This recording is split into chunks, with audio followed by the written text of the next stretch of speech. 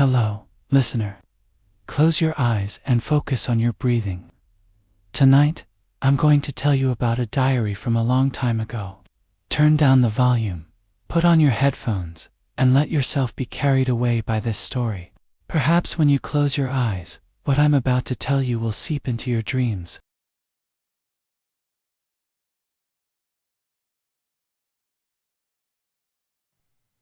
I wasn't the first person to find the diary of Wizard Alaric, and I probably won't be the last. Working the night shift at the library, I saw a small black leather-bound book with silver engravings hidden behind the books kept in the forbidden section. The moment I touched it, I felt a slight tingling at the tips of my fingers.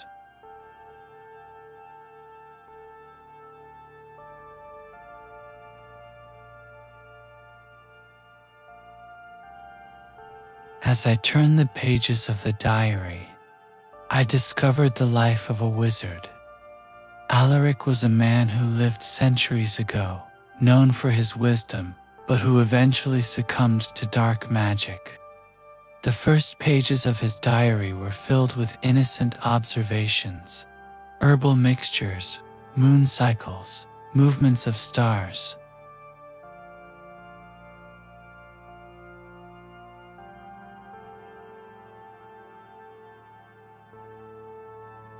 However, in the later pages of the diary, Alaric's transformation was evident.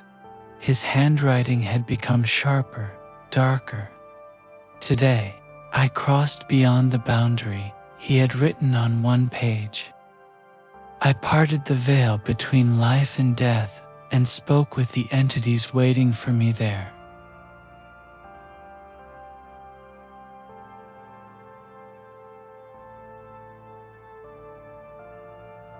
Alaric described summoning an entity from the realm of dreams.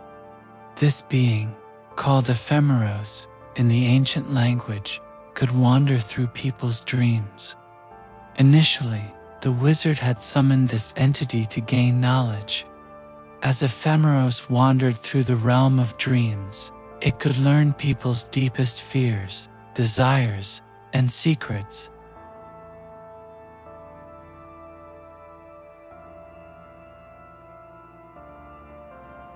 Ephemeros offered me the knowledge of thousands of lives, Alaric had written.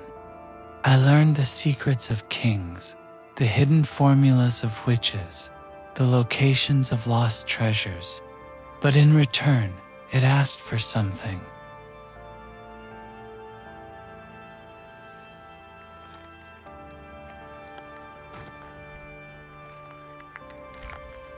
Ephemeros's request was simple: permission to wander in Alaric's dreams. The wizard had accepted this seemingly harmless agreement.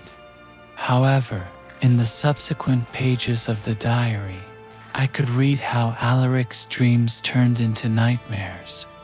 Each night, Ephemeros delved deeper into his mind.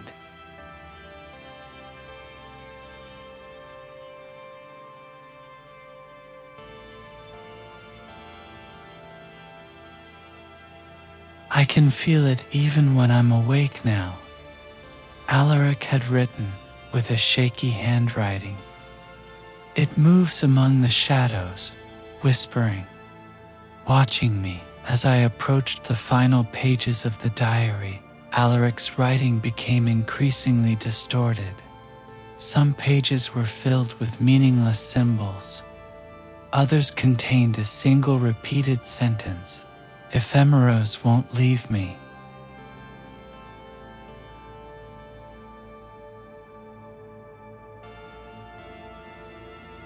On the last page, Alaric had written, "Tonight, I found a way to send Ephemeros back. There's an ancient ritual that will close the door to the realm of dreams. But to complete the ritual, someone needs to fall asleep and never wake up. I will make this sacrifice. If the person reading this diary begins to see strange entities in their dreams, know that Ephemeros has been freed, and it might be looking for you now.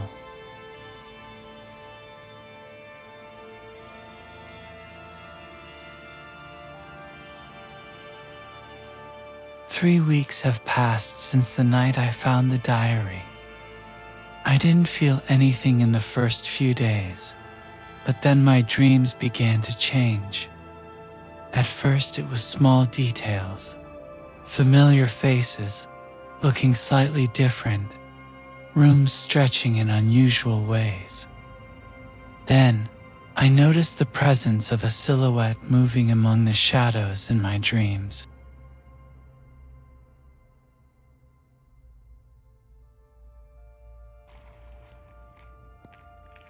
Last night, in my dream, I was walking down a dark corridor. At the end of the corridor stood a figure with its back to me. As I approached, the figure slowly turned. It had no face, just a deep darkness, and from that darkness rose a whisper. "I finally found you."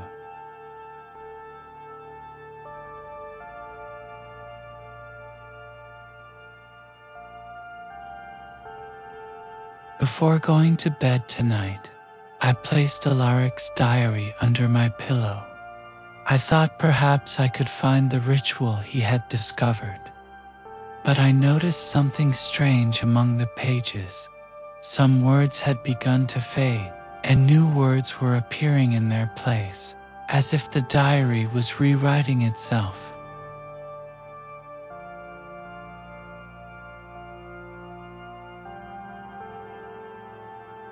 And now, as you listen to this story, perhaps you feel the same effect. When you close your eyes, do you see shadows moving in the corners of your mind? Do you hear a voice whispering in your ear? Ephemeros is just a dream entity. However, the boundary between dreams and reality is much thinner than we think.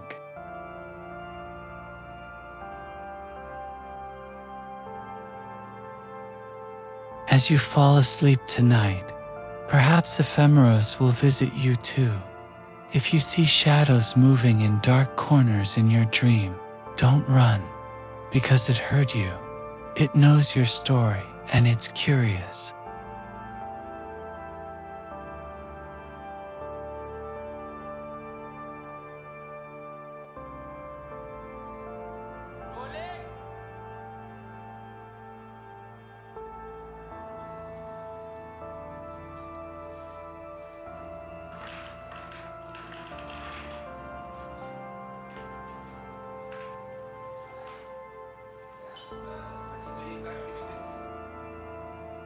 "3 weeks had passed. The dreams I had each night were no longer mere nightmares. At first, it was only shifting shadows. But soon, the shadows began to take form, shaping themselves into figures born of darkness. They had no eyes, no faces, and yet I knew they were watching me. They knew who I was.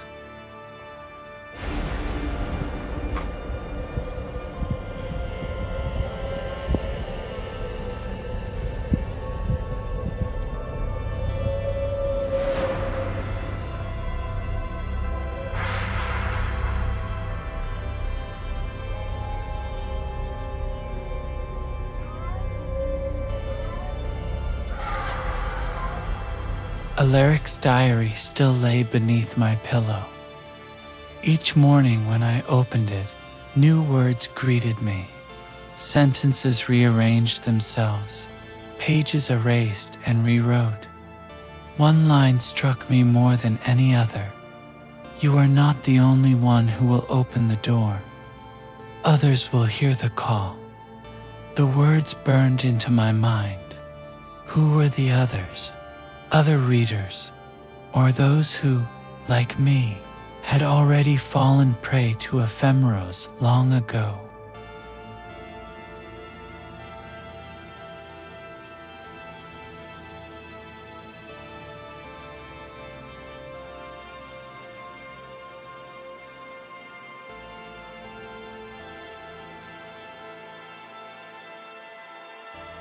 One night, I found myself once more in the library, though not as I remembered it. Beneath the ground stretched a hidden chamber, its walls covered in ancient runes and sigils. At its center lay a black stone table. Upon the table, I saw a face. It was Alaric.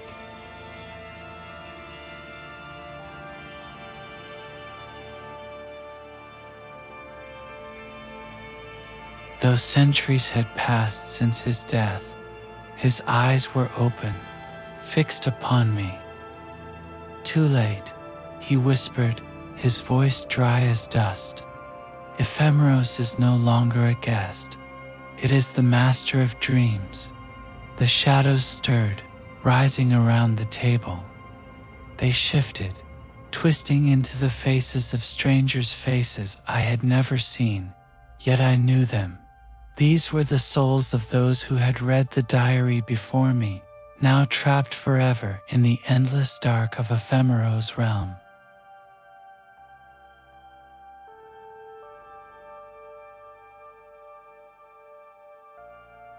As I stepped back, the shadows pressed closer.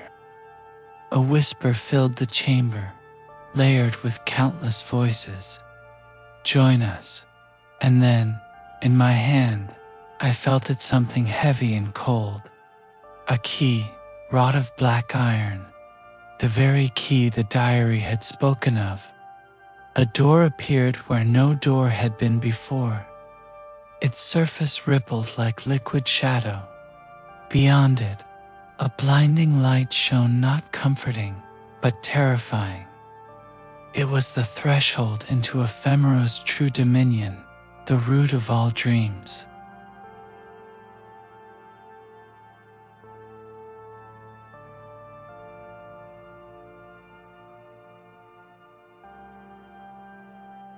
Alaric's voice came again, closer this time. "Do not repeat my mistake. If that door opens, Ephemeros will not remain in dreams alone. It will walk the waking world." But as I hesitated, one of the shadows leaned close and whispered, "If you refuse, you will not be the only one lost. Reality itself will fade."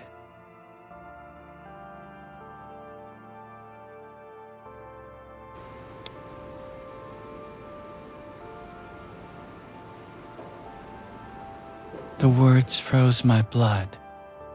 Should I open the door? Or should I destroy the diary and end this curse, no matter the cost? The chamber collapsed around me, shattering like glass. Suddenly I stood in a vast forest, its trees stretching endlessly upward. Their branches twisted like skeletal hands, weaving into a prison of wood. As I walked deeper, the moonlight vanished. Darkness consumed everything. And then I saw him.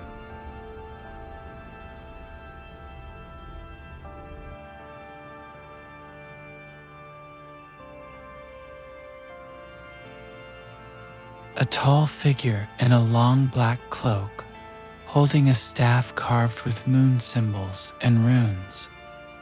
Unlike the shadows, this figure was solid, undeniable. "I am Alaric," he spoke, but his voice was not his alone. It was layered, the voices of countless others echoing within.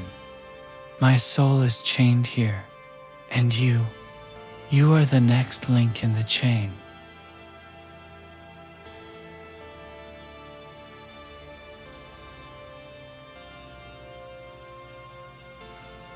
He extended his hand.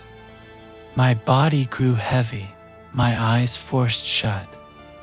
It was as if I was being pulled into another sleep within the dream itself, falling through endless layers of slumber. I closed my eyes, and with desperate force, I awoke in my room. I was trembling, gasping for air, sweat soaking my skin. But in my hand, I still held the iron key. It had crossed into the waking world.